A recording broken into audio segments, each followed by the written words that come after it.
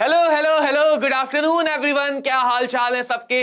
मैं कमल शर्मा स्वागत करता हूं आपका infinity learn by Shri Chaitanya के नीट यूट्यूब चैनल पे। तो बच्चों, आज हम लोग सोल्यूशन चैप्टर का लेक्चर नंबर 5 करने वाले हैं और यहां से ये चैप्टर अपने एंडिंग फेज में पहुंच चुका है, यानी अब इस चैप्टर का खात्मा होने वाला है। तो इस चैप्टर में क्या क्या बातें हम कर चुके हैं।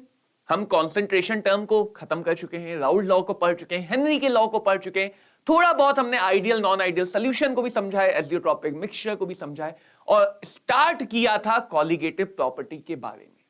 क्या होती है कॉलिगेटिव प्रॉपर्टी, याद है? वो ऐसी कोई प्रॉपर्टी जो इस बात पे डिपेंड ना करे कि भाई पीएम है या सीएम है, वो डिपेंड करता है नंबर पे, जनता की शक्ति पे निर्भर करता है। डेमोक्रेसी है भाई, तो डेमोक्रेसी वाली जो प्रॉपर्टी है उनको कहा जाता है कॉलिगेटिव प्रॉपर्टी, जो नंबर पे ज्यादा डिपेंड करते हैं, नेचर पे नहीं। ये व्यक्ति की पहचान पे ना निर्भर करके कितनी भीड़ है इस पे निर्भर करते हैं। किस पे डिपेंड करते हैं? भीड़ पे, क्राउड पे।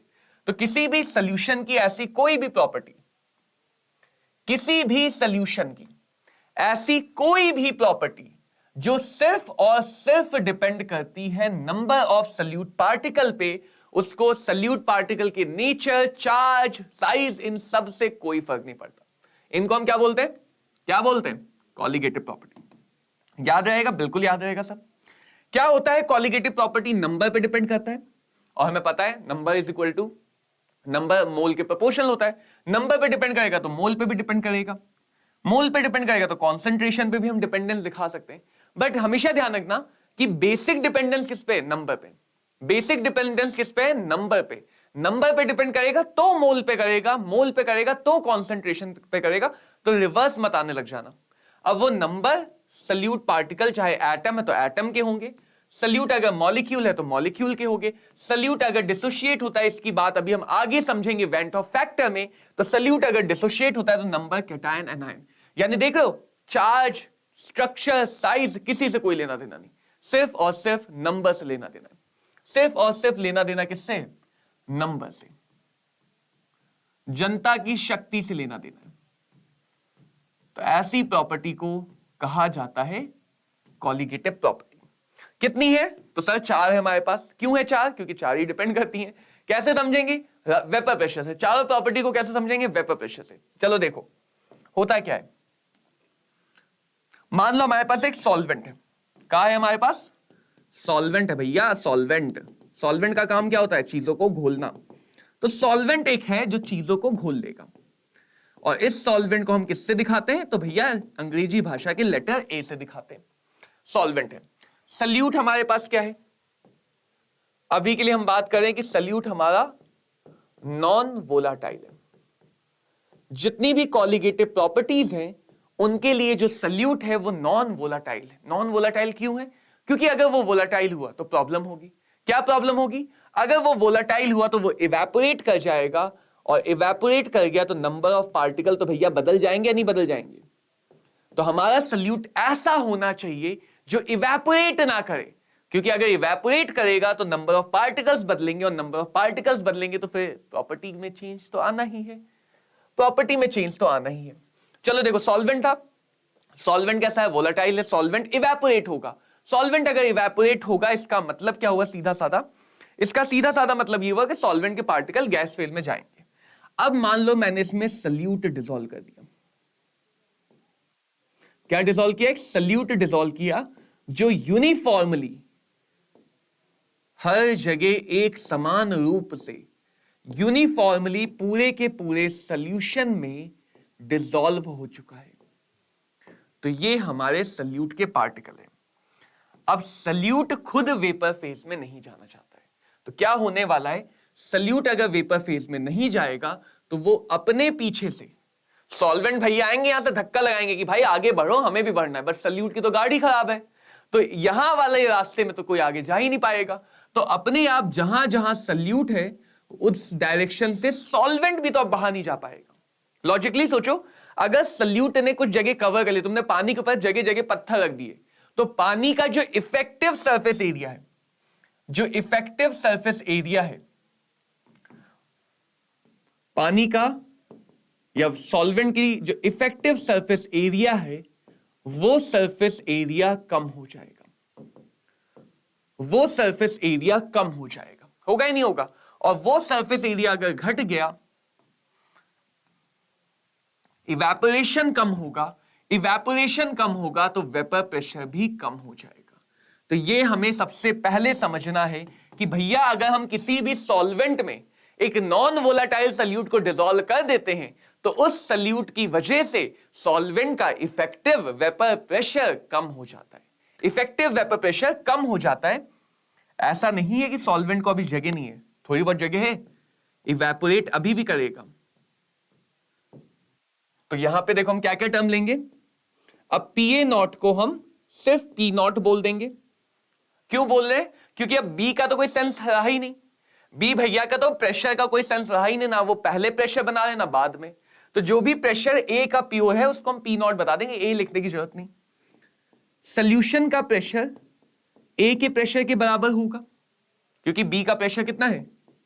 वैसे सोल्यूशन का प्रेशर होता है ए का पार्शियल प्लस बी का पार्शियल, लेकिन क्योंकि बी का प्रेशर तो अब होगा ही नहीं, बी हमारा नॉन वोलेटाइल है, तो सोल्यूशन का प्रेशर ए के प्रेशर के बराबर होगा। अब चलो इसके फॉर्मूले पे आ जाते हैं। अब इसके फॉर्मूले पे आते हैं। फॉर्मूला कैसा आएगा देखना, समझना कि हमारे पास इक्वेशन थी PS is equal to PA naught X A plus PB naught X B. इसीलिए मैंने कहा था कि जितने भी प्रॉपर्टीज हैं, चाहे कॉलिगेटिव चाहे नॉर्मल प्रॉपर्टी, सारे क्वेश्चन हम राउल्ट के लॉ से कर सकते हैं, क्योंकि सारे फॉर्मूले डिराइव ही यहां से किए जाते हैं। क्लियर है सबको? अब यहां पे बच्चों पीबी नॉट कितना है? पीबी नॉट है 0, तो हम लिख सकते हैं PS is equal to solution का pressure is equal to P nought, ए लिखो ना लिखो कोई फर्क पड़ता नहीं है, क्योंकि अब जो भी प्रेशर है वो ए का ही है, चाहे सोल्यूशन बनने से पहले चाहे सोल्यूशन बनने के बाद, इंटू एक्स ए। क्योंकि एक्स ए हमेशा एक से छोटा होगा, एक्स ए हमेशा ए से छोटा होगा, तो यहां से भी ये बात दिख रही है कि सोल्यूशन का प्रेशर हमेशा प्योर स्टेट प्रेशर से कम होगा। सोल्यूशन का प्रेशर हमेशा प्योर स्टेट प्रेशर से कम होगा। अब अगर हम यहां पे एक्स को सब्स्टिट्यूट करना चाहें तो लिख सकते हैं 1 माइनस एक्स ए। तो यहां से बच्चों क्या मिलेगा हमें? PS divided by P not is equal to 1 minus X A. X A को एक तरफ कर लो, 1 minus PS by P nought, P nought को एलसीएम ले लो, तो P not minus PS divided by P nought. ये बच्चों हमें एक फाइनल सा रिजल्ट मिल रहा है। यहां पे सॉरी एक्स से नहीं रहेगा, हमने एक्स से को हटा दिया है, तो ये बन जाएगा, just a minute, 1 minus X B. कितना बन जाएगा? 1 माइनस एक्स बी। तो एक्स बी यानी mole fraction of solute, X B यानी मोल फ्रैक्शन ऑफ सल्यूट। अब जरा ध्यान से समझना, इधर बहुत ध्यान से देखना, क्या है यहां पे? P not minus P S divided by P not is equal to X B, यानी बी यानी कि सल्यूट। तो देखो बच्चों, हर कॉलिगेटिव प्रॉपर्टी में हम ऐसे ही समझते हैं कि भाई कॉलिगेटिव प्रॉपर्टी का पहले थ्योरी समझ लेते हैं कि क्यों ये नंबर पे डिपेंडेंट प्रॉपर्टी है, और फिर हम एक रिलेशन बनाते हैं, ऐसा रिलेशन जो कॉन्सेंट्रेशन से समझाया जा सके। तो कॉलिगेटिव फॉर्मूले वाइज हमेशा उसी को कहा जाता है जो कॉन्सेंट्रेशन ऑफ सल्यूट पे डिपेंड कर रहा हो। तो यहां पे अगर हम देखें तो इस एक्सप्रेशन में हमने इतना तामझाम क्यों किया, इसको ऐसे ही क्यों नहीं छोड़ा? क्योंकि अभी जो है वो मोल फ्रैक्शन किसका है? ये जो लिखा हुआ है ये मोल फ्रैक्शन सॉल्वेंट का है। हम हर कॉलिगेटिव प्रॉपर्टी के फॉर्मूले में चाहेंगे कि कोई ऐसा टर्म आ जाए जो सीधे डायरेक्टली कॉन्सेंट्रेशन पे डिपेंड करो। डायरेक्टली किस पे डिपेंड करो? कॉन्सेंट्रेशन पे डिपेंड करो। तो इस पूरे टर्म को कहा गया कॉलिगेटिव प्रॉपर्टी। ये पूरा टर्म कहलाएगा कॉलिगेटिव प्रॉपर्टी। अब इस टर्म का मीनिंग क्या है? पी नॉट प्योर स्टेट का pressure, P S vapour pressure of solution. Solute मिलाने के बाद जो प्रेशर है that is P S, right? तो P not minus P S क्या दिखा रहा है भाई? इसको हम बोलते हैं डेल्टा पी। ये दिखा रहा है लोवरिंग ऑफ वेपर प्रेशर। ये दिखा रहा है लोवरिंग ऑफ वेपर प्रेशर। क्या दिखा रहा है? लोवरिंग ऑफ वेपर प्रेशर, कि प्रेशर में कितना चेंज आया। और लोवरिंग को अगर हम डिवाइड कर दें ओरिजिनल वैल्यू से, लोवरिंग को अगर हम डिवाइड कर दें ओरिजिनल वैल्यू से, तो ये क्या दिखा रहा है? इसको बोला जाएगा फिर relative lowering of vapour pressure, short में RLVP, relative lowering of vapour pressure, या शॉर्ट में हम बोलेंगे आरएलवीपी। तो अगर कोई पूछे कि क्या वेपर प्रेशर कॉलिगेटिव प्रॉपर्टी? ना जी ना। क्या वेपर प्रेशर कॉलिगेटिव प्रॉपर्टी? बिल्कुल नहीं। क्या lowering of vapour pressure colligative property? नहीं, ये भी नहीं। क्या relative lowering of vapour pressure colligative property है? यस। क्यों? क्योंकि रिलेटिव लोवरिंग कंसंट्रेशन के डायरेक्टली डिपेंडेंट है। रिलेटिव लोवरिंग कंसंट्रेशन के डायरेक्टली डिपेंडेंट है, तो इसलिए रिलेटिव लोवरिंग हमारा कॉलिगेटिव प्रॉपर्टी होगा। समझ पाए? नेक्स्ट बात, अगर इसी रिलेटिव लोवरिंग को, रिलेटिव यानी फ्रैक्शनल, 100 से मल्टीप्लाई कर दें, तो इसको कहलाता है percentage lowering of vapour pressure. तो ध्यान से बच्चों अब ये बात समझ लो, क्योंकि नीट तुम्हारे साथ इस बात में गेम करेगा। नीट तुम्हारे साथ इस बात में गेम करेगा। वो गेम ये करेगा कि कभी वो तुमसे वेपर प्रेशर पूछेगा, कभी वो तुमसे लोवरिंग पूछेगा, कभी वो तुमसे रिलेटिव लोवरिंग पूछेगा या दे देगा, कभी वो तुमसे परसेंटेज। तो वो इन चारों पांचों में से कुछ भी पूछ सकता है। लेकिन तुम्हें हमेशा ध्यान रखना है कि जो आरएलवीपी है वो कॉलिगेटिव होती है। सॉल्व करके हम यहां से पीएस भी निकाल सकते हैं, डेल्टा पी भी निकाल सकते हैं, और आरएलवीपी भी निकाल सकते हैं। तो वो हमारे क्वेश्चन की रिक्वायरमेंट होगी कि हम क्या फाइंड आउट करना चाहेंगे। बट ये बनता है हमारा कॉलिगेटिव प्रॉपर्टी संख्या 1।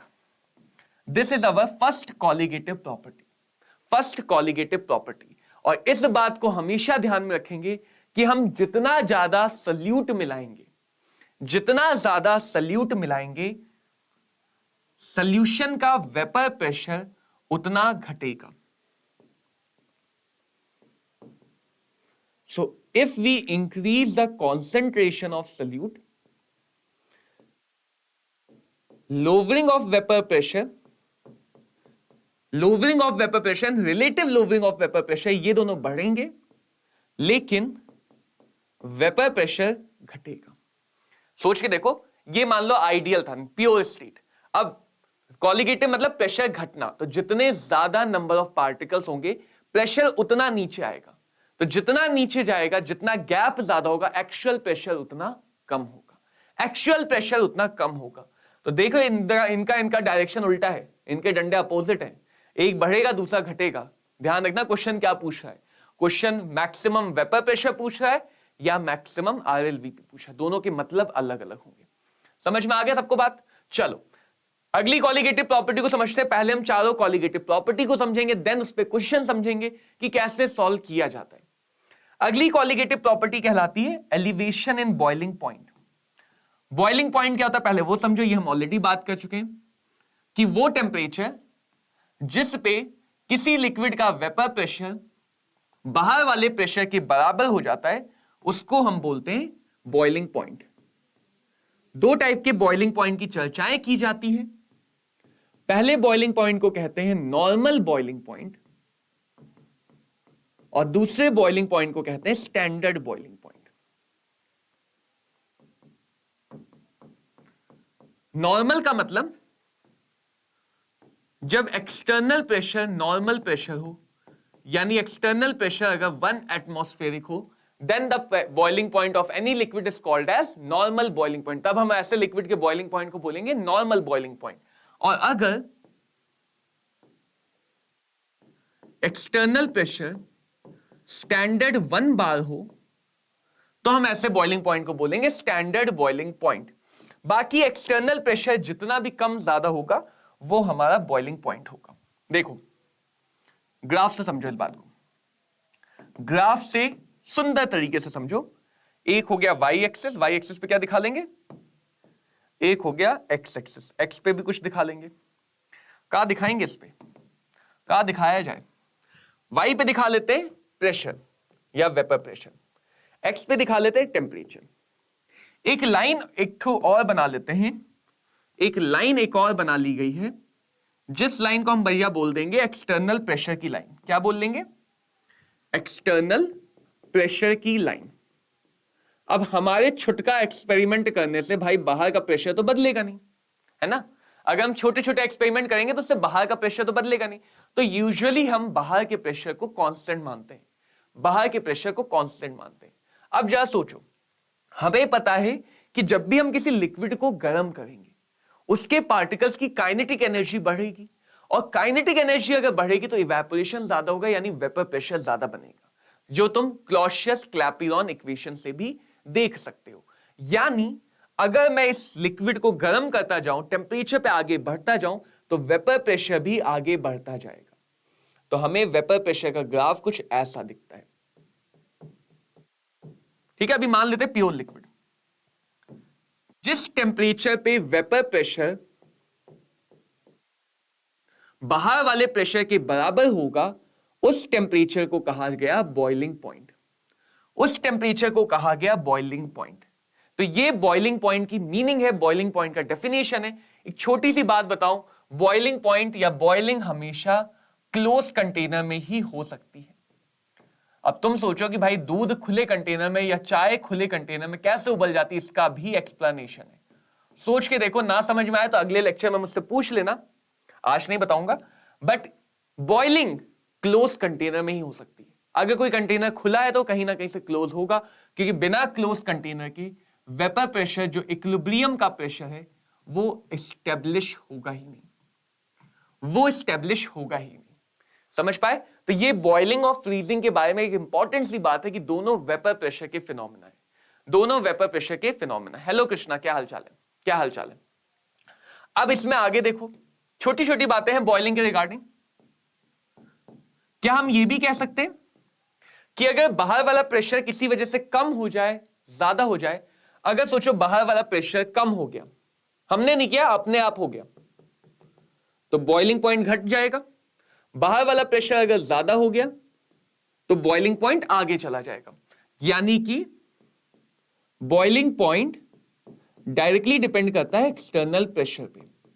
अभी हम कॉलिगेटिव पे नहीं पहुंचे, सेकंड कॉलिगेटिव प्रॉपर्टी, अभी हम उससे यूज होने वाले बॉइलिंग पॉइंट को ही समझ रहे हैं कि अगर एक्सटर्नल प्रेशर कम होगा, मान लो तुम पहाड़ों पे चले गए, कहां चले गए? पहाड़ों पे चढ़ गए, माउंट एवरेस्ट पे, वहां पे प्रेशर कम है, प्रेशर कम है तो पानी रखोगे जल्दी उबल जाएगा, भाप बन के चला जाएगा। मैगी बनाने में टाइम ज्यादा लग जाता है इसीलिए। और अगर तुम समुद्र के अंदर चले गए, मान लो डीप सी में चले गए, वहां पे मैगी बना रहे हो पानी के अंदर पानी लेके, तो वहां पे पानी को उबलने में बहुत टाइम लगेगा, आसानी से बन जाएगी। तो ये फिनोमिना चेंज होता रहता है, या बॉइलिंग पॉइंट चेंज होता रहता है एक्सटर्नल प्रेशर के अकॉर्डिंग।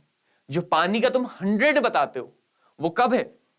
जब प्रेशर हम 1 एटमॉस्फेरिक कंसीडर करते हैं। अगर 1 से ज्यादा है तो बॉइलिंग पॉइंट 100 से ज्यादा होगा। 1 एटमॉस्फेरिक से कम प्रेशर है तो बॉइलिंग पॉइंट 100 डिग्री से कम होगा। 1 बार थोड़ा सा छोटा होता है, 1 बार थोड़ा सा छोटा होता है एटमॉस्फेयर से, लगभग 0.9 एटीएम। तो स्टैंडर्ड बॉइलिंग पॉइंट हमेशा थोड़ा सा बहुत थोड़ा सा जरा सा कम होता है नॉर्मल बॉइलिंग पॉइंट से। स्टैंडर्ड बॉइलिंग पॉइंट कम होता है नॉर्मल बॉइलिंग पॉइंट से। अब चलो समझते हैं बॉइलिंग पॉइंट में भाई एलिवेशन होता क्यों है। देखो, ये मान लो प्योर सॉल्वेंट है, ये मान लिया एक्सटर्नल प्रेशर है, ठीक है, और ये वाला वेपर प्रेशर दिखा रहा है वाई एक्सिस, और एक्स एक्सिस टेम्परेचर दिखा रहा है केल्विन में। तो जैसे जैसे टेम्परेचर बढ़ाओगे, जहां पे कट किया, ये है प्योर सॉल्वेंट का बॉइलिंग पॉइंट। टीबी नॉट क्या है?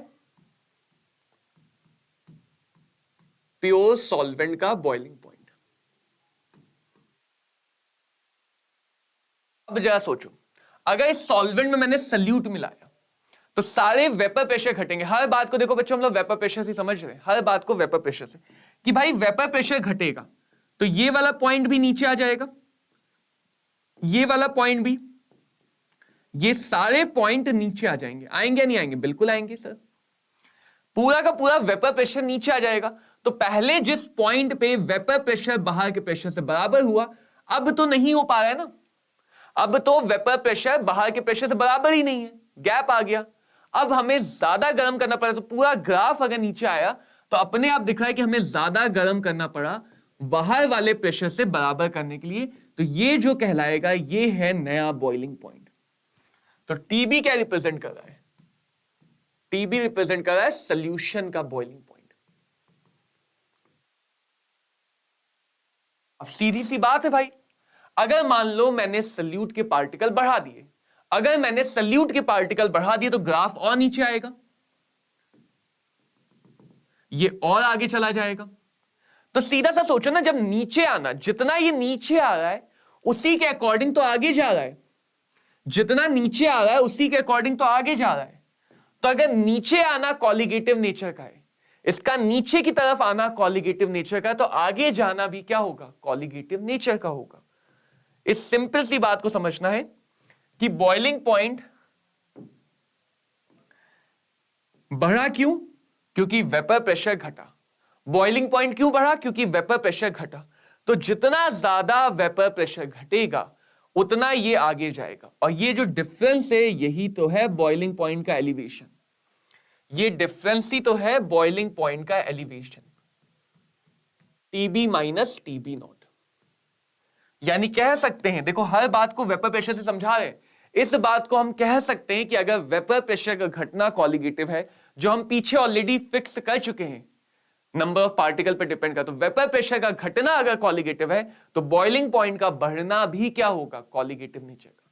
बॉइलिंग पॉइंट का बढ़ना भी कॉलिगेटिव नेचर का होगा। यानी ये हमारी एक और कॉलिगेटिव प्रॉपर्टी आ गई। और कोई भी कॉलिगेटिव प्रॉपर्टी डिपेंड करती है सल्यूट के कॉन्सेंट्रेशन पे। कोई भी कॉलिगेटिव प्रॉपर्टी डिपेंड करती है सल्यूट के कॉन्सेंट्रेशन। अब देखो यहां पे हम बहुत सारे कॉन्सेंट्रेशन टर्म ले सकते हैं। हम यहां पे मोलैलिटी को चूज करते हैं। तुम चाहो तो मोल फ्रैक्शन में भी बता सकते थे, चाहो तो मोलैलिटी में बता देते, लेकिन वो टेम्परेचर डिपेंडेंट है, टेम्परेचर का एक्सपेरिमेंट है, गड़बड़ हो सकती है। तो किसी भी कॉन्सेंट्रेशन टर्म में बता सकते थे। हमने प्रेफर किया यहां पे मोलैलिटी को यूज करना, क्योंकि मोलैलिटी टेम्परेचर इंडिपेंडेंट है। प्रोपोर्शनैलिटी का साइन हटता है तो एक कांस्टेंट आता है which is called as KB times of molality. KB क्या है? केबी इज, इसको हम एब्लियोस्कोपिक कांस्टेंट कहते हैं, क्योंकि बॉइलिंग या गर्म करने की स्टडी को एब्लियोस्कोपिक कहा जाता है, या इसका दूसरा नाम है मोलल एलिवेशन, क्योंकि ये बॉइलिंग पॉइंट में एलिवेशन दिखा रहा है मोलैलिटी के बेसिस पे। मोलल एलिवेशन कांस्टेंट, केबी का नाम है मोलल एलिवेशन कांस्टेंट, क्योंकि क्या दिखा है? मोलैलिटी की मदद से बॉइलिंग पॉइंट का एलिवेशन। या इसका पहला नाम है ebullioscopic constant, and KB is solvent dependent. KB की वैल्यू डिपेंड करती है सिर्फ सॉल्वेंट पे। प्रोपोर्शनैलिटी कांस्टेंट है, सॉल्वेंट डिपेंडेंट। जैसे फिक्स है, वाटर के लिए लगभग 0.52 केल्विन पर मोलल होता है, 0.52 केल्विन पर molal. This is the value of KB for our boiling point elevation constant for water. Clear सबको? तो ये आज गई हमारी बच्चों कॉलिगेटिव प्रॉपर्टी संख्या 2, सेकेंड नंबर की कॉलिगेटिव प्रॉपर्टी। अभी तक हमने 2 कॉलिगेटिव प्रॉपर्टी समझी हैं, और दोनों को हमने वेपर प्रेशर की मदद से ही समझा है, और दोनों के दोनों कॉलिगेटिव है, यानी दोनों की दोनों डिपेंड करती है नंबर ऑफ पार्टिकल्स के ऊपर, डिपेंड करती है नंबर ऑफ पार्टिकल्स के ऊपर। चलो पहले अगला क्वेश्चन अगली कॉलिगेटिव प्रॉपर्टी देखते हैं, देन हम बात करेंगे। अगली कॉलिगेटिव प्रॉपर्टी का नाम है जिसको बोलते हैं फ्रीजिंग पॉइंट का डिप्रेशन। इस फ्रीजिंग पॉइंट भी सिमिलर है, वो टेम्परेचर जिसपे लिक्विड फेज का boiling vapour pressure solid phase के वेपर प्रेशर के बराबर हो जाए, उस टेम्परेचर को कहते हैं फ्रीजिंग पॉइंट। क्या कहते हैं? जमेगा कब? जब सॉलिड और लिक्विड दोनों का वेपर प्रेशर बराबर हो जाए, दोनों का वेपर प्रेशर क्या हो जाए? बराबर हो जाए। तो जरा देखो समझो,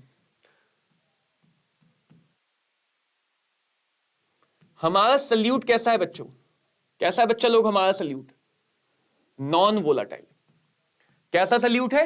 नॉन वोलाटाइल। इसका मतलब ये सल्यूट ना ही इवेपोरेट होगा, ये सल्यूट ना ही इवेपोरेट होगा, ना ही फ्रीज करेगा।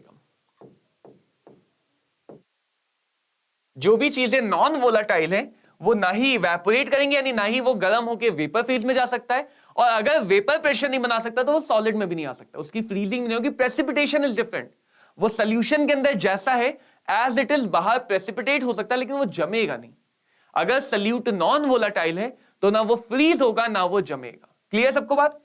तो क्या हो रहा है, और इसको भी ग्राफ से समझते हैं।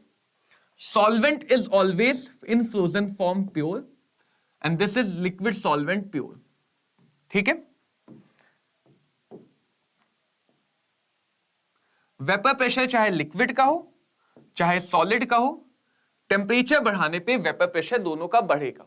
तो सॉलिड और लिक्विड का वेपर प्रेशर, सॉलिड और लिक्विड का वेपर प्रेशर जिस पॉइंट पे दोनों इक्वल हुए उस पॉइंट को कहा गया फ्रीजिंग पॉइंट, उस पॉइंट को कहा गया फ्रीजिंग पॉइंट।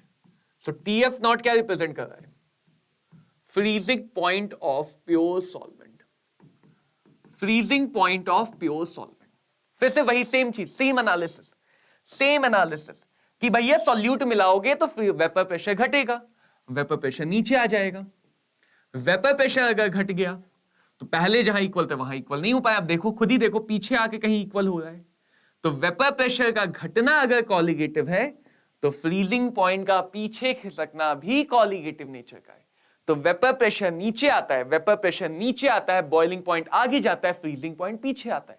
और दोनों के दोनों, जितना ये नीचे आएगा ये उतना आगे जाएगा, ये उतना पीछे जाएगा। जितना ये नीचे आएगा दोनों उतने आगे और पीछे जाएंगे। तो अगर वेपर प्रेशर का घटना कॉलिगेटिव नेचर का है तो ऑटोमेटिकली बॉइलिंग पॉइंट का बढ़ना और फ्रीजिंग पॉइंट का घटना ये दोनों भी कॉलिगेटिव नेचर के होंगे। बस ध्यान तुम्हें क्या रखना है,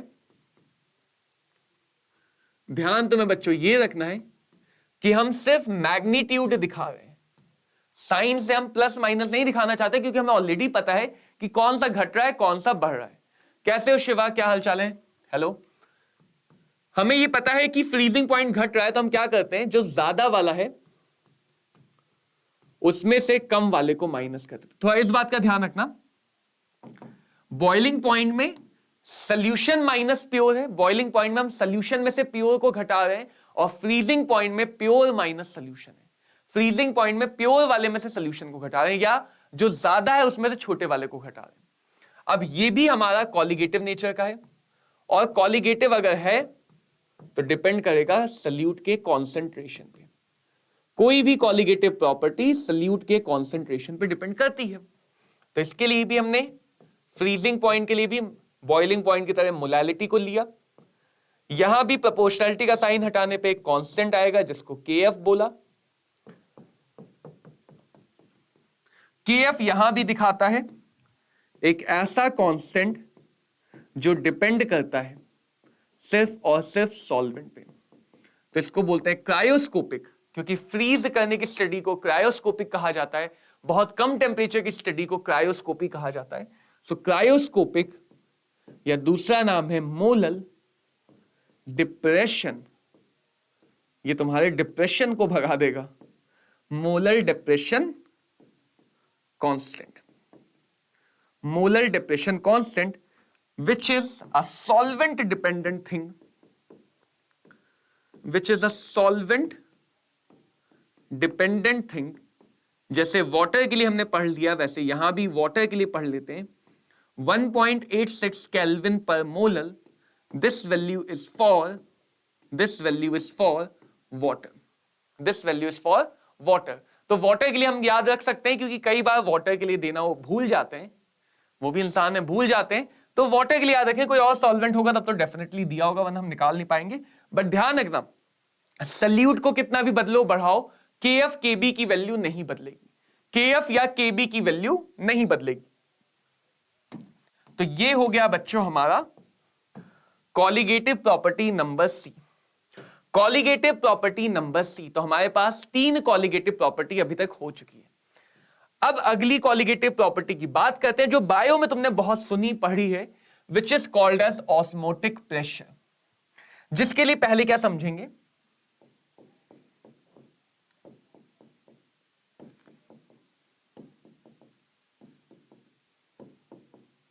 देखो, मान लो इधर मेरे पास है सॉल्यूशन, एक बंद कंटेनर में सॉल्यूशन है, ठीक है, कंटेनर क्लोज है, कंटेनर क्लोज है। सॉल्यूशन मतलब सॉल्यूट और सॉल्वेंट, तो सॉल्यूशन अगर है तो यहां पे एक प्रेशर होगा विच इज पीएस, और इस साइड में मान लो, इस साइड में तुम्हारे पास है प्योर सॉल्वेंट। क्या है? Pure solvent. Here we have pure solvent, pure solvent. तो प्योर सॉल्वेंट के साइड में भी एक प्रेशर होगा विच इज पी नॉट, और बीच में हमने लगा दी है सेमी परमेबल मेम्ब्रेन, अर्ध पारगम्य झिल्ली। एसपीएम का काम क्या होता है? एसपीएम का काम होता है कि वो सेलेक्टिवली अलाउ करती है, राइट? एसपीएम में ऐसा सिखाया जाता है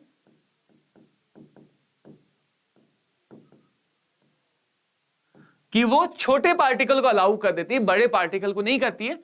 इसके पीछे की जो टेक्निकल रीजन है या जो साइंस है वो थोड़ी सी अलग है, जिसके बारे में कभी हम डिटेल में चर्चा करेंगे, बट फिलहाल इससे काम चल जाता है। तो इतना तो हम समझ चुके हैं भाई कि सॉल्यूट मिलाने पे वेपर प्रेशर घट जाता है, वेपर प्रेशर घट जाता है, और चीजें हमेशा मूव करती हैं हाई प्रेशर से लो प्रेशर की तरफ। पानी ऊपर से नीचे आता है, गैस हाई से लो जाती है, तो हर चीजें हाई प्रेशर से लो की तरफ मूव करती हैं। तो यहां पे क्योंकि एसपीएम लगी हुई है, एसपीएम सॉल्वेंट को अलाउ नहीं करेगा, सॉरी, एसपीएम सॉल्यूट को अलाउ नहीं करेगा, क्योंकि सॉल्यूट के पार्टिकल यूजुअली बड़े होते हैं, लेकिन एसपीएम सॉल्वेंट को अलाउ कर देगा। एसपीएम किसको अलाउ कर देगा? सॉल्वेंट को। तो ऑटोमेटिकली जो सॉल्वेंट के पार्टिकल हैं वो ज्यादा प्रेशर से कम प्रेशर की तरफ मूव करने लगते हैं, ज्यादा प्रेशर से कम प्रेशर की तरफ मूव करने लगते हैं। और इसी मूवमेंट को ध्यान रखना, किसका मूवमेंट? सॉल्वेंट का मूवमेंट। कहां से कहां? एक जगह से दूसरी जगह की तरफ। इसी मूवमेंट को कहा गया ऑस्मोसिस। अगर मैं तुमसे पूछूं ऑस्मोसिस क्यों हो रहा है, तो तुम्हारा आंसर होगा sir because of difference in vapour pressure, because of difference in vapour pressure. यानी अगर वेपर प्रेशर अलग अलग है तो ऑस्मोसिस होगा। क्यों हुआ? वेपर प्रेशर के डिफरेंस की वजह से। कब तक होगा? वेपर प्रेशर जब तक बराबर ना हो जाए। क्या कह सकते हैं? ये वेपर प्रेशर जितना कम होगा उतना ज्यादा ऑस्मोसिस होगा। तो अगर वेपर प्रेशर का घटना कॉलिगेटिव है तो ऑस्मोसिस भी क्या हो गया? कॉलिगेटिव नेचर का। क्यों? समझो। अब इधर की तरफ सॉल्वेंट, इधर की तरफ सॉल्यूशन। अगर हम इस साइड में एक एक्स्ट्रा प्रेशर लगा दें, जो कम है प्रेशर उधर एक एक्स्ट्रा प्रेशर लगा दें, जिधर कम है उधर एक एक्स्ट्रा प्रेशर लगा दें, तो क्या दोनों तरफ का प्रेशर बराबर हो सकता है? और अगर दोनों तरफ का प्रेशर बराबर हो गया तो क्या ऑस्मोसिस को रोका जा सकता है? क्या सॉल्वेंट को बहने से रोका जा सकता है? यस। तो अगर हम दोनों तरफ प्रेशर बराबर कर दें तो उसी प्रेशर को जो हमें लगाना पड़ेगा दोनों तरफ के प्रेशर को बराबर करने के लिए, उस प्रेशर को कहा गया ऑस्मोटिक प्रेशर। उस प्रेशर को क्या कहा गया? Osmotic pressure. अब सीधी सी बात है, ये जितना कम होगा उतना ज्यादा एक्स्ट्रा लगाना पड़ेगा। ये जितना कम होगा, वेपर प्रेशर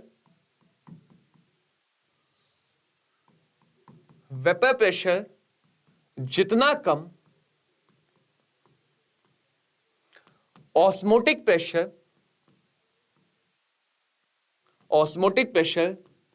उतना ज्यादा, ऑस्मोटिक प्रेशर उतना ज्यादा। तो वेपर प्रेशर का घटना अगर कॉलिगेटिव नेचर का है तो डेफिनेट सी बात है ऑस्मोटिक प्रेशर भी कॉलिगेटिव नेचर का है। ऑस्मोटिक प्रेशर भी कॉलिगेटिव नेचर का है। और अगर ऑस्मोटिक प्रेशर, इसको हम बच्चों पाई से रिप्रेजेंट करते हैं, अगर ऑस्मोटिक प्रेशर कॉलिगेटिव नेचर का है तो ये डिपेंड करेगा कॉन्सेंट्रेशन पे। किसके कॉन्सेंट्रेशन पे? सॉल्यूट के। तो यहां पे जो फॉर्मूला बनता है that is pi is equal to CRT। Pi is equal to CRT। ये PV is equal to NRT जैसा है। बस ध्यान क्या रखोगे? कॉन्सेंट्रेशन बच्चों यहां पे हमेशा मोल पर लीटर में है। कॉन्सेंट्रेशन लीटर में तो एटमॉस्फेरिक प्रेशर में ही होना चाहिए ऑस्मोटिक प्रेशर, एटमॉस्फेरिक प्रेशर अगर एमएम में दिया तो एटमॉस्फेरिक में बदलना होगा, और अगर एटीएम और लीटर आ रहा है तो आर की वैल्यू लोगे 0.0821 एटीएम लीटर पर मोल केल्विन। 0.0821 एटीएम लीटर पर मोल केल्विन, यानी कि जिसको हम अप्रोक्सीमेटली 1/12 भी ले सकते हैं। कैलकुलेशन को आसान करने के लिए अप्रोक्सीमेटली 1/12 भी लिया जा सकता है। तो ये हो गई हमारी कॉलिगेटिव प्रॉपर्टी नंबर संख्या 4। ये क्या हो गई? कॉलिगेटिव प्रॉपर्टी संख्या 4, और ये 4 मिलके बनते हैं कॉलिगेटिव प्रॉपर्टी का गैंग। इतनी ही कॉलिगेटिव प्रॉपर्टी समझनी थी, बातें भी और होंगी ऑस्मोटिक प्रेशर के बारे में। आओ जरा एक क्वेश्चन देख लिया जाए, नीट एग्जाम में अभी अभी ताजा ताजा तल के निकाला हुआ है, 2020 का क्वेश्चन। क्वेश्चन को समझो और देखो क्या कह रहा है कि जो भैया फ्रीजिंग पॉइंट का डिप्रेशन है कांस्टेंट केएफ दे दिया है, कितना है 5.12 केल्विन पर किलोग्राम मोल। ये मोलैलिटी का ही मतलब है, kelvin. Freezing point depression for the solution of molality इतना कितना होगा? बहुत सिंपल सा question, direct question based. Non electrolyte क्यों कहा है? ताकि वो आयंस में टूटे ना, क्योंकि सोच के देखो अगर आयन में टूट गया तो नंबर ऑफ पार्टिकल्स चेंज हो जाएंगे। इसके लिए अभी हम पढ़ेंगे आगे went of factor. Went of factor की मदद से इलेक्ट्रोलाइट सॉल्यूशन को देखा जाता है। तो फिलहाल के लिए नॉन इलेक्ट्रोलाइट लिखा रहेगा। क्या रीजन है नॉन इलेक्ट्रोलाइट इलेक्ट्रोलाइट होने का, ये अभी हम वेंट ऑफ फैक्टर में समझेंगे। तो जरा देखें कि डेल्टा टीएफ बराबर क्या होता है, केएफ इंटू मोलैलिटी। केएफ कितना है 5.12, मोलैलिटी कितनी है, इसको 7.8 इंटू 10⁻⁻2 लिख सकते हैं। अब देखो ये लगभग 8, ये लगभग 5, तो ये लगभग 40 आएगा।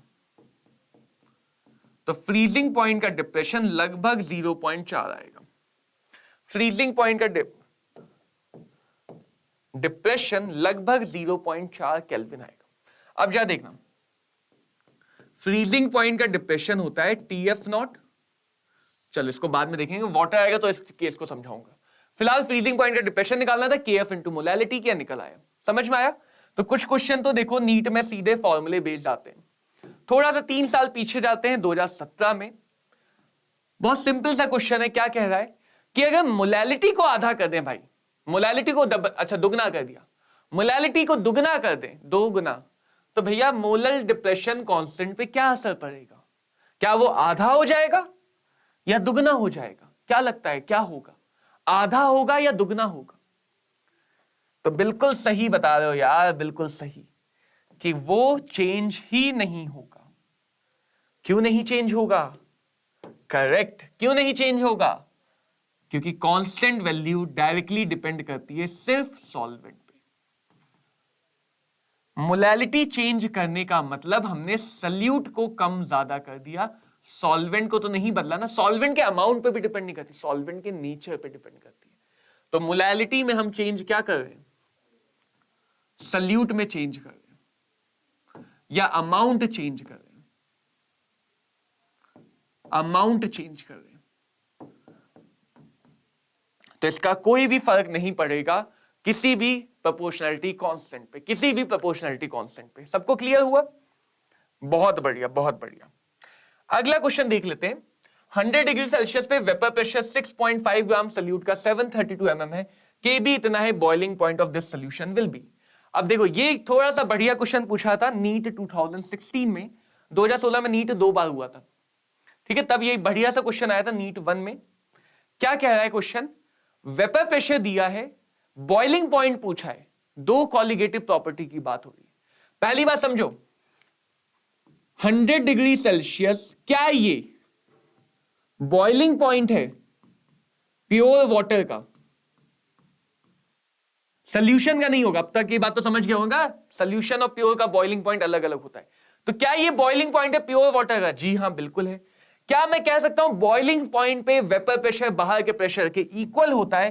तो अगर पूरा एक्सपेरिमेंट 100 डिग्री सेल्सियस पे हो रहा है तो प्योर वाटर का प्रेशर 1 एटमॉस्फेरिक होगा, mm में बात करना चाहे तो mm में 760 mm होगा। ऐसा हमने क्वेश्चन पीछे भी देखा था जहां हमने बात समझी थी कि कभी कभी टेम्परेचर दिया जाता है ताकि तुम प्योर सॉल्वेंट का वेपर प्रेशर बता सको। मुझे कैसे पता? मुझे इसकी जरूरत है क्योंकि मुझे वेपर प्रेशर की कॉलिगेटिव प्रॉपर्टी की जरूरत है। तो एक हो गया P not minus P S by P not is equal to mole fraction of solute. दूसरा हो गया delta T B is equal to K B into molality. अब देखो हमें निकालना क्या है? हमें निकालना है ये क्या क्या दिया है, के बी दिया है और क्या दिया है, सल्यूट का नाम नहीं दिया है, सल्यूट का नाम नहीं दिया है, तो मोलर मास नहीं पता, मोलर मास के बिना ये दोनों नहीं निकलेंगे।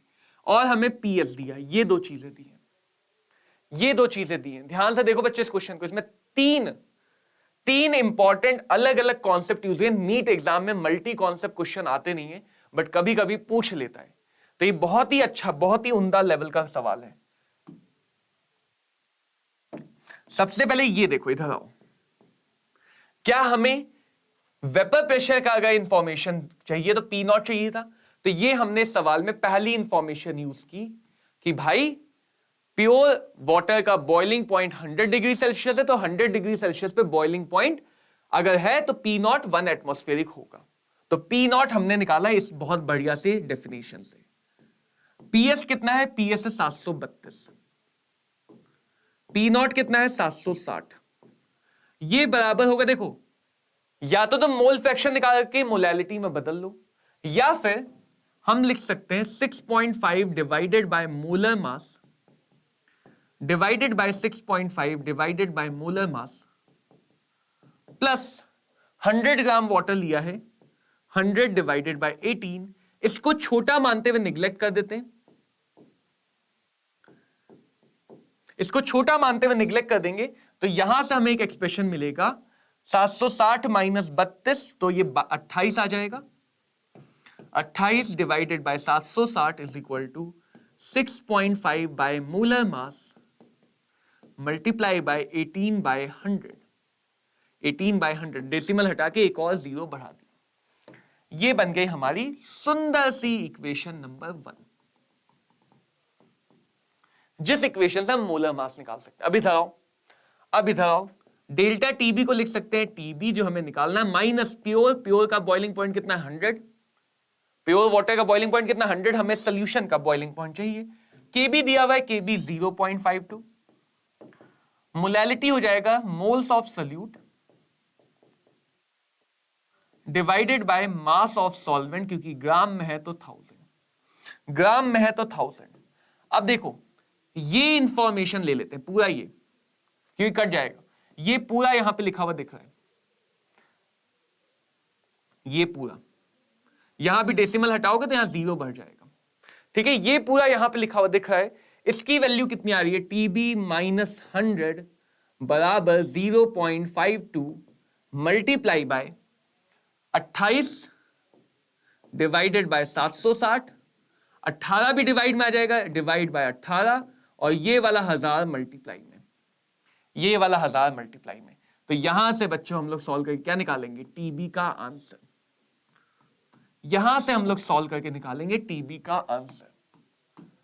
तो समझ सकते हो नीट लेवल पे ऐसा बढ़िया सा क्वेश्चन पूछना बहुत ज्यादा अच्छे लेवल का क्वेश्चन है ये, और नीट एग्जाम में पूछा गया है। इसमें हमें बॉइलिंग पॉइंट की डेफिनेशन की भी जरूरत पड़ी, इसमें हमें colligative property of vapour pressure की भी जरूरत पड़ी, इसमें हमें एलिवेशन इन बॉइलिंग पॉइंट की भी जरूरत पड़ी, और इसमें हमें एक कॉन्सेंट्रेशन टर्म को दूसरे कॉन्सेंट्रेशन टर्म में कन्वर्ट करने की भी जरूरत पड़ी। अब यही काम अगर डायरेक्ट फॉर्मूले पता होंगे तो हम थोड़ा जल्दी कर पाएंगे, इनडायरेक्ट फॉर्मूले पता है तो हमें थोड़ा सा मुश्किल होता है, हमें थोड़ा सा इसी काम को और डिटेल में करना पड़ेगा तो मुश्किल होगा। यहां पे ध्यान दो, मैंने कैलकुलेशन को बिल्कुल एंड में लेके गया, क्योंकि यहां पे सॉल्व करके फर्जी में समय बर्बाद करने का कोई सेंस नहीं है। तो हम क्या करते हैं कि जब भी हमें गंदी कैलकुलेशन दिखे उसको तब तक अवॉइड करो जब तक कर सकते हो। ये पूरी वैल्यू दिखी, यहां चिपका दी, जैसे यहां चिपकाई, कैलकुलेशन थोड़ी सी आसान है लेकिन अभी भी कैलकुलेशन करनी पड़ेगी, थोड़ा टाइम लगेगा। 18 की टेबल आती हो, 28 को 30 मान लो, 18 को 20 मान लो, अप्रोक्सीमेट आंसर फिर भी सही निकल आएगा, अप्रोक्सीमेट आंसर फिर भी सही निकल आएगा। और यहाँ पे ऑप्शन भी काफी क्लोज है, यहाँ पे ऑप्शंस भी काफी क्लोज है। तो बहुत अच्छे लेवल का क्वेश्चन है, इसको तुम जरूर देखो। जब तुम क्वेश्चन की प्रैक्टिस कर रहे हो बच्चों, डीपीपी लगा रहे हो, मॉड्यूल लगा रहे हो, हमेशा कोई भी ऐसा क्वेश्चन जो तुम्हें सता रहा है, जो तुम्हें तंग कर रहा है, उस पर स्टार लगा लो, ताकि जब तुम रिवाइज करते हो तो सिर्फ उन्हीं क्वेश्चन को देख के तुम्हारा पूरा चैप्टर रिवाइज हो जाएगा, उन्हीं चैप्टर को देख के तुम्हारा पूरा का पूरा चैप्टर रिवाइज हो जाएगा। तो सबको आई थिंक ये बात क्लियर है, ये क्वेश्चन समझ में आ गया है सबको। आओ 2-4 क्वेश्चन और समझ लें, फिर ऑस्मोटिक प्रेशर के बारे में और बातें समझी जाएंगी। चलो ये देखते हैं क्या कह रहा है।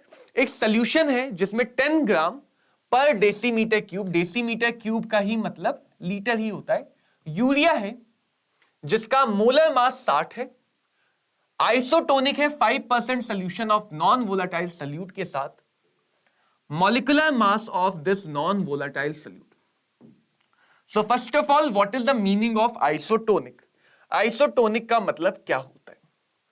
तो ऑस्मोटिक प्रेशर के बेसिस पे हम सॉल्यूशन को 3 टाइप से डिवाइड करते हैं। पहला वो, अगर 2 सॉल्यूशंस हैं जिनके ऑस्मोटिक प्रेशर इक्वल है, अगर 2 अलग अलग सॉल्यूशन के ऑस्मोटिक प्रेशर इक्वल है तो ऐसे सॉल्यूशंस को कहते हैं आइसोटोनिक। आइसो मतलब सेम, टोनिक का मतलब जादू टोना, ठीक है। अगर इक्वल नहीं है तो कोई एक ज्यादा होगा, कोई एक कम होगा। जो ज्यादा है उसको कहेंगे हाइपर हो रहा है, जो कम है उसको कहेंगे हाइपो हो रहा है। तो हम ऑस्मोटिक प्रेशर के रिलेशन के बेसिस पे सॉल्यूशन को 3 पार्ट में डिवाइड करते हैं बच्चों। एक one is isotonic solution relation. Isotonic का मतलब जहां पे 2 सॉल्यूशन के ऑस्मोटिक प्रेशर बराबर है। हाइपर एंड हाइपोटोनिक जहां पे एक ज्यादा है और एक कम है, एक ज्यादा है और एक कम है। तो अगर क्वेश्चन कह रहा है कि ये आइसोटोनिक है, इसका मतलब इन दोनों का ऑस्मोटिक प्रेशर बराबर होगा, इन दोनों का ऑस्मोटिक प्रेशर बराबर होगा। क्लियर सबको? अगर ऑस्मोटिक प्रेशर बराबर होगा तो हम लिख सकते हैं CRT ऑफ, ये तो फॉर्मूला होता है ऑस्मोटिक प्रेशर का, यूरिया बराबर CRT ऑफ कोई भी अननोन, जो अननोन है पता नहीं, चलो उसको नाम दे देते हैं तुम्हारे x की तरह, x, इसका नाम क्या हो गया x। अब जो टेम्परेचर है वो सेम है, RT सेम है, कंसेंट्रेशन चाहिए, मोलैरिटी देखो कैसे सुंदर तरह से कैसे निकाला जाता है मोलैरिटी, ज्यादा ध्यान से देखो। यूरिया के लिए मोल, मोल हो गया 10 बाय मोलर मास, 10 बाय मोलर मास, इधर निकाल के दिखा देता हूं। Mole of urea, volume of solution multiply by 1000। तो यूरिया का मोल कितना हो गया? 10 बाय मोलर मास। यूरिया की वॉल्यूम कितनी, सॉल्यूशन की वॉल्यूम कितनी है? पर डेसीमीटर क्यूब, मतलब वॉल्यूम 1 लीटर है, पर डेसीमीटर क्यूब यानी वॉल्यूम 1 लीटर। तो ग्राम पर डेसीमीटर क्यूब दिया था, ग्राम पर डेसीमीटर क्यूब का मतलब 1 लीटर में 10 ग्राम, 1 लीटर में 10 ग्राम, 1 लीटर। ये हो गया यूरिया का कॉन्सेंट्रेशन। क्या हो गया? यूरिया का कंसेंट्रेशन। 5% का मतलब 100 ग्राम में 5 ग्राम, 100 ग्राम में 5 ग्राम सॉल्यूट। 100 ग्राम को ही मान सकते हैं लगभग 100 ml, क्योंकि डेंसिटी गिवन नहीं है तो 1 मान लेते हैं, डेंसिटी ना गिवन हो 1 मान लो। तो 5 divided by molar mass multiplied by 100 ml multiply by 1000, ml को लीटर में बदलने के लिए। ये कटा कटा, मोलर मास हो गया 6 गुने 5 गुने 10, 6 50 30 गुने 10 300। तो मोलर मास कितना होगा? 300 ग्राम पर मोल, 300 ग्राम पर मोल। और इस लेवल के क्वेश्चन नीट में आया करते थे, अब नहीं आते, अब नीट ज्यादा हलवा हो गया है, लेकिन इस लेवल के क्वेश्चन नीट में आए हुए हैं, आगे आने के चांसेस हैं। इस साल नहीं आए, इस साल किसी वजह से उन्होंने नीट में आसान रखा फिजिकल केमिस्ट्री को। हर साल आसान रखें ऐसा जरूरी नहीं है, हर साल आसान रखें ऐसा जरूरी नहीं है। एक और सुंदर सा क्वेश्चन, एक और सुंदर सा क्वेश्चन, क्या कह रहा है क्वेश्चन कि भाई यूरिया का एक सॉल्यूशन है, मोलर मास 56 है, अभी तो 60 था, चलो 56 दिया तो 56 लेके चलेंगे, इतने पे बॉयल करा है। यूरिया का फॉर्मूला वैसे NH2CO NH2 होता है, तो यूरिया का मोलर मास 60 आता है। बट अगर क्वेश्चन 56 दिया तो हम 56 लेके चलते हैं, हालांकि 56 नहीं होना चाहिए बट ठीक है। KF KB गिवन है, इसी सोल्यूशन की फ्रीजिंग कहां पे होगी? फिर से सोचो, बॉइलिंग की बात हो रही है, फ्रीजिंग की बात हो रही है, बॉइलिंग की बात हो रही है और फ्रीजिंग की बात हो रही है। Thank you Manu, thank you. तो अगर बॉइलिंग और फ्रीजिंग दोनों की बात हो रही है तो हम दोनों कॉलिगेटिव प्रॉपर्टी को यूज करेंगे। Delta TB is equal to KB multiplied by molality and delta TF is equal to KF multiplied by molality. अब अगर दोनों सेम सोल्यूशन के हैं तो दोनों सोल्यूशन की मोलैलिटी तो सेम होगी। तो जो हमें ये इंफॉर्मेशन दी है, ना भी देते तो भी चलता, ना भी देते तो भी चलता, क्योंकि हमें मोलैलिटी तो सेम है। सेम चीजों को हटाने का सिंपल तरीका है जो अंग्रेजों ने किया था, डिवाइड एंड कंकर। डिवाइड करो, रूल करो, डिवाइड करो और रूल करो। तो डेल्टा टीबी कितना है? सोल्यूशन का boiling point minus pure water का बॉइलिंग पॉइंट। डेल्टा टीएफ को क्या लिखेंगे? चलो पहले डेल्टा टीएफ ही लिख लेते हैं। केबी कितना है? केबी है 0.512, केएफ कितना है? 1.86। तो यहां से अगर देखें तो डेल्टा टीएफ आ जाएगा, डेल्टा टीएफ आ जाएगा 1.86, ये हो जाएगा 0.18 डिवाइडेड बाय 0.512। और डेल्टा टीएफ को लिख सकते हैं प्योर का यानी 0 डिग्री सेल्सियस माइनस सोल्यूशन का फ्रीजिंग पॉइंट, प्योर का माइनस सोल्यूशन का फ्रीजिंग पॉइंट। ये चीज ध्यान रखना बच्चों कि वाटर के लिए ऐसा है, अगर डिग्री सेल्सियस में बात कर रहा हूं तो जो डेल्टा टीएफ है फ्रीजिंग पॉइंट भी उतना ही आएगा, बस माइनस में आएगा। जो डेल्टा टीएफ है फ्रीजिंग पॉइंट भी उतना ही आएगा लेकिन वो माइनस में आएगा, लेकिन वो माइनस में आएगा। तो यहां देख के मुझे लग रहा है 0.18 0.51, तो 20/50 2/5 2.5 या 2/5 या 2 दूनी 4 4/5 0.8 के आसपास, 0.8 के आसपास ये वाला आंसर लग रहा है। एक बार चेक कर लेना, बट मेरी जो अप्रॉक्स कैलकुलेशन उससे आंसर -0.654 लग रहा है। तो इस प्रकार के क्वेश्चन कॉलिगेटिव प्रॉपर्टी में तुम्हें जगह जगह दिखेंगे, जहां तुम्हें कॉलिगेटिव प्रॉपर्टी के फॉर्मूले से ये सारी चीजें समझनी है। अब अगर हम थोड़ी सी बातें और कर लें ऑस्मोटिक प्रेशर के बारे में, तो इन बातों को समझो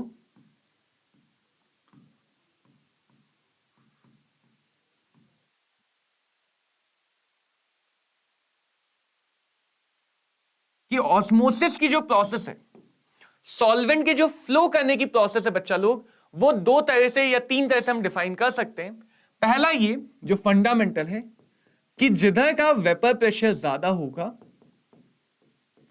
उधर से पार्टिकल्स मूव करेंगे सॉल्वेंट के। हमेशा ध्यान रखना, मूव कौन करेगा? सॉल्वेंट। जिधर का वेपर प्रेशर ज्यादा है उधर से जाएगा उस साइड जिधर का वेपर प्रेशर कम है। अगर प्योर है तब तो तुम्हें पता है प्योर का ज्यादा होगा, लेकिन अगर 2 सोल्यूशन रखे गए एसपीएम में, वहां कैसे पता करोगे कि किधर से किधर जाएगा, पानी या सॉल्वेंट? तो जिस साइड का वेपर प्रेशर ज्यादा है उस साइड से जाता है कम वेपर प्रेशर की तरफ। और अभी ये समझाया था, वेपर प्रेशर जितना कम होगा ऑस्मोटिक प्रेशर उतना ज्यादा होगा। उल्टा रिलेशन है, दोनों में उल्टा रिलेशन है। तो अगर वेपर प्रेशर ज्यादा है यानी कि ऑस्मोटिक प्रेशर कम होगा, और ऐसे सॉल्यूशन को बोलते हैं हाइपोटोनिक। हाइपोटोनिक का मतलब जिस साइड का ऑस्मोटिक प्रेशर ज्यादा है। तो अगर ऑस्मोटिक प्रेशर की टर्म में बात करें, 2 सॉल्यूशंस हैं, तो हमेशा ये कम ऑस्मोटिक प्रेशर से ज्यादा ऑस्मोटिक प्रेशर की तरफ जाता है। तो लो हाई में थोड़ा सा कंफ्यूज होते हैं कुछ बच्चे, तो इसीलिए पहले ही बता दे रहा हूं, लो हाई में कंफ्यूज मत होना, लो हाई में कंफ्यूज मत होना, ओपी कर लेना बस।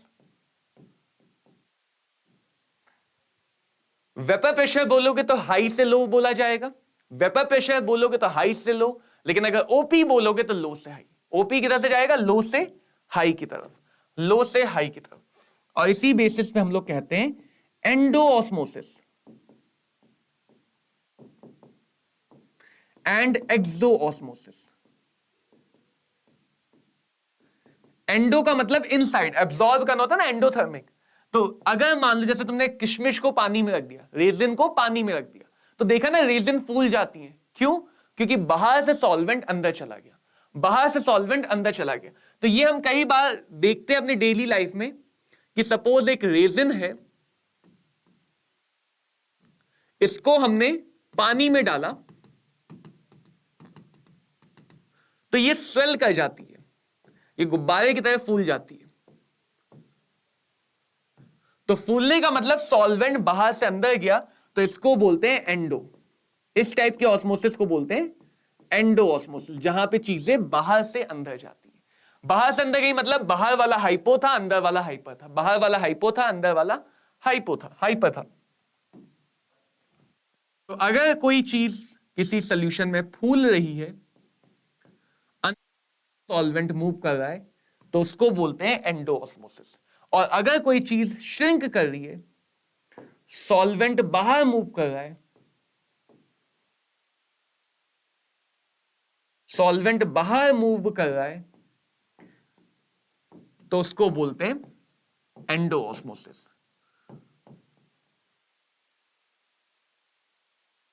जैसे शायद तुमने सुना होगा 0.9% NaCl ब्लड के साथ आइसोटोनिक है, ब्लड के साथ आइसोटोनिक है। तो कभी कभी जो डॉक्टर बनोगे, जब तुम इंजेक्शन लगाओगे, तो इन सब बातों का ध्यान रखना है।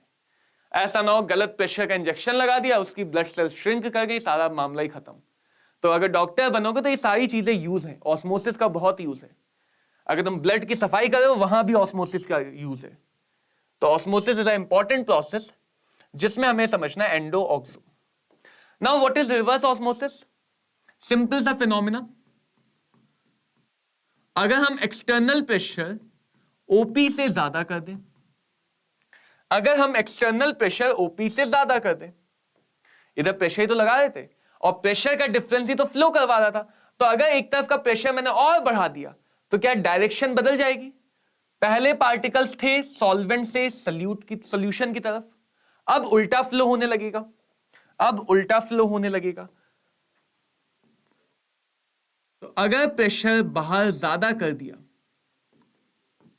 ऑस्मोसिस की डायरेक्शन रिवर्स हो जाती है, और इसी को बोलते हैं reverse osmosis, which is used for purification of water. Kent RO ही देता है सबसे शुद्ध पानी। तो ये आरओ जो मैकेनिज्म है, दैट मींस रिवर्स ऑस्मोसिस। इसीलिए आरओ में तुमने देखा होगा एक वेस्ट वाटर होता है, और आरओ में जो मशीन काम करती है वो बाहर से प्रेशर लगा के काम करती है। So RO purification method is based on flow of solvent in the reverse direction। क्यों? अगर रिवर्स डायरेक्शन में होगा तो क्या होगा? हमारे पास बीच में है SPM, एक अर्ध पारगम में झिल्ली लगी हुई है, प्याज से काट के निकाल लो। इधर हमारे पास है बच्चों सॉल्यूशन, इधर हमारे पास है सॉल्यूशन, और इधर हमारे पास है शुद्ध पानी जो केंट आरओ से निकाल के लाए हैं। कौन सा पानी है? केंट आरओ वाला पानी, बिल्कुल शुद्ध। इससे शुद्ध पानी तुम्हें जीवन में कभी नहीं मिलेगा। और तुमने इधर की तरफ बहुत सारा प्रेशर लगा दिया, बहुत सारा प्रेशर लगा दिया, इतना प्रेशर लगा दिया कि दीवारें टूटने को तैयार है। लेकिन दीवारें भी हमने अंबुजा सीमेंट से बनाई है, तो दीवारें भी अंबुजा सीमेंट से बनी है, इससे टूटेंगी नहीं। बट इधर हमने बहुत सारा प्रेशर लगा दिया, बहुत सारे प्रेशर से इधर का प्रेशर ज्यादा होगा, तो जो सॉल्वेंट है, यानी जो पानी के छोटे छोटे पार्टिकल्स हैं, वो बेचारे समझ नहीं पा रहे हम जाएं तो जाएं कहां, इधर जाएं उधर जाएं। सॉल्वेंट बहुत सारे प्रेशर में कम वाले, यानी जिधर ऑस्मोटिस हुआ करता था उसके अपोजिट डायरेक्शन, अब सॉल्यूशन से किधर जा रहा है? सॉल्वेंट में।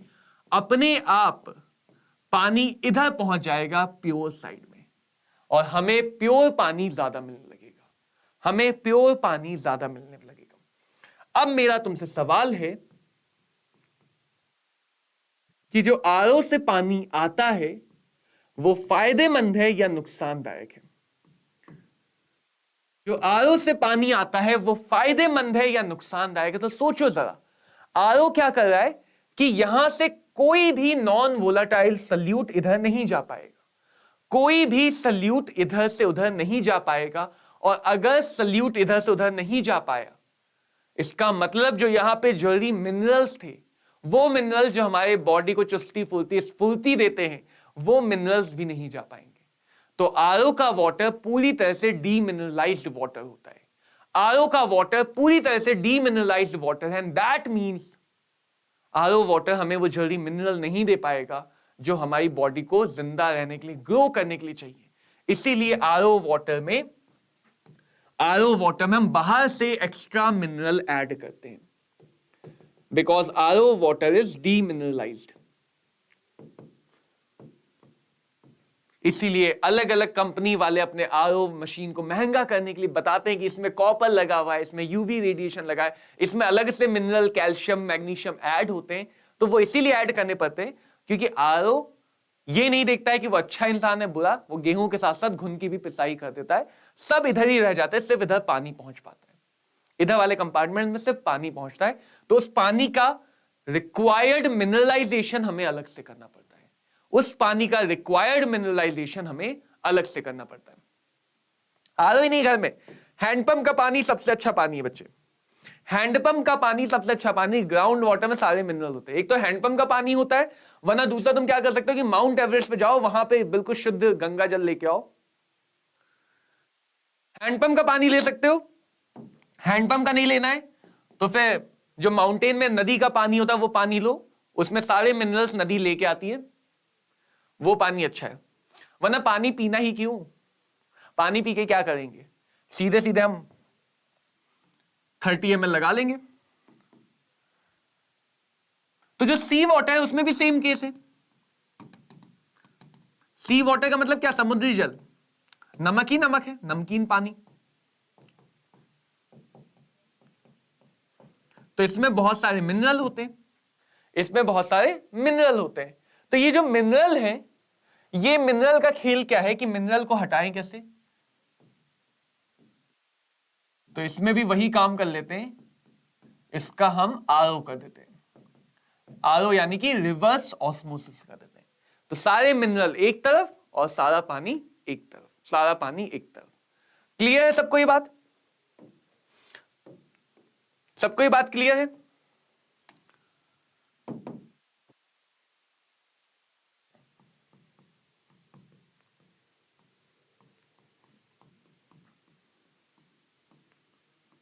ऐसा कई बार तुमसे बोर्ड में या नीट या जेईई एग्जाम में पूछा गया है कि osmotic pressure is the best colligative property और molar mass for molar mass determination of polymers and biomolecules like protein and etc.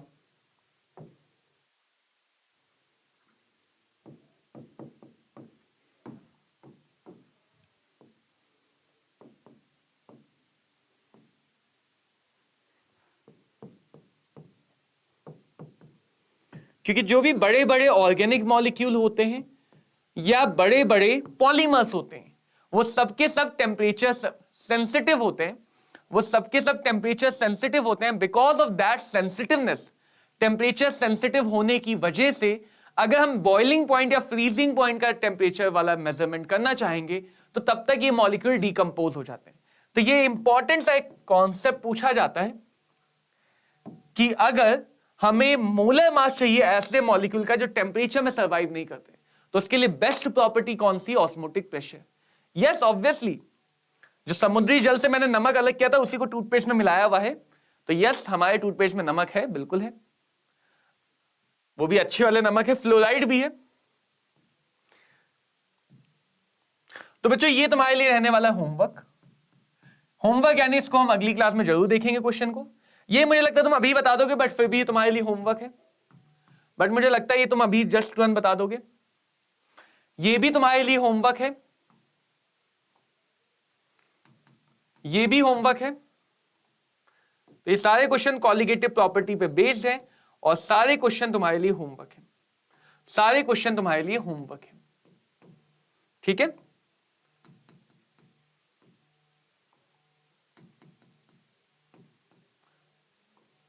कौन किधर फ्लो करेगा ये तुम्हें जानना है, ये ध्यान रखना। कौन सी कॉलिगेटिव प्रॉपर्टी है, तो ये ध्यान रखना, जैसे हम बोलते हैं ना वेपर प्रेशर, तो वेपर प्रेशर कभी कॉलिगेटिव नहीं, रिलेटिव लोअरिंग वेपर प्रेशर है। बॉइलिंग पॉइंट खुद कॉलिगेटिव नहीं, बॉइलिंग पॉइंट का बढ़ना कॉलिगेटिव है।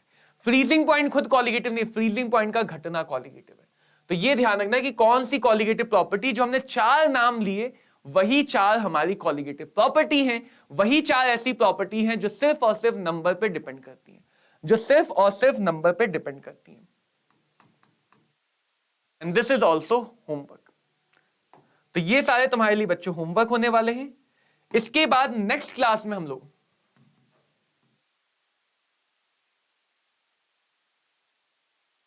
अभी आपको नोट्स से होमवर्क करना है, रिवाइज करना है, स्पेशली जितनी भी हमने चीजें पढ़ी हैं इस चैप्टर में सब रिवाइज करना है। जो बच्चा डेली रिवाइज करता है उसे पता चलता है कि चैप्टर के एंड तक कॉन्फिडेंस लेवल कितना हाई है। प्रॉब्लम यही है कि हम रिवाइज नहीं करते हैं, जब चैप्टर खत्म होता है तब सोचते हैं पूरा चैप्टर रिवाइज करेंगे। तुम कॉन्सेंट्रेशन टर्म 4 बार रिवाइज कर ले तभी तक तुम्हारा कॉन्सेंट्रेशन टर्म 100% तैयार हो जाता। 5वां लेक्चर है आज, तो कॉन्सेंट्रेशन टर्म पहले लेक्चर में पढ़ा था, तो जो तुम पहले लेक्चर में पढ़े होगा तुमने अभी तक उसको रिवाइज किया तो वो 100% तैयार होता। और यही रिवाइज ना करने से हमारे पास इतना सारा बैकलॉग बन जाता है। तो रिवाइज करना बहुत ज्यादा कंपलसरी है। अगर नीट में सिलेक्शन चाहते हो, व्हाइट एप्रन चाहते हो, चाहे कितना भी कम या ज्यादा पढ़ो, जितना पढ़ो उतना रिवाइज करो, उतना रिवाइज करो। नेक्स्ट बच्चों हम लोग पढ़ेंगे वैन टॉप फैक्टर के बारे में। ये इस चैप्टर का आखिरी टॉपिक है, वैन टॉप फैक्टर। तो होपफुली अगली क्लास में चैप्टर खत्म हो जाएगा। इसके बाद अगला चैप्टर इलेक्ट्रोकेमिस्ट्री आएगा। एंड द मेन काम जो सब और भी ज्यादा इंपॉर्टेंट होमवर्क है कि तुम्हें अभी स्ट्रेस फ्री रहना है। किसी भी तरह का स्ट्रेस नहीं लेना है, यार मेरी 11th वीक है, 10th वीक है, 9th वीक है, मैं खुद वीक हूं, क्या करूं। इन सब चीजों का स्ट्रेस लेके सिर्फ और सिर्फ 12th पे फोकस करना है, सिर्फ और सिर्फ 12th पे फोकस करना है।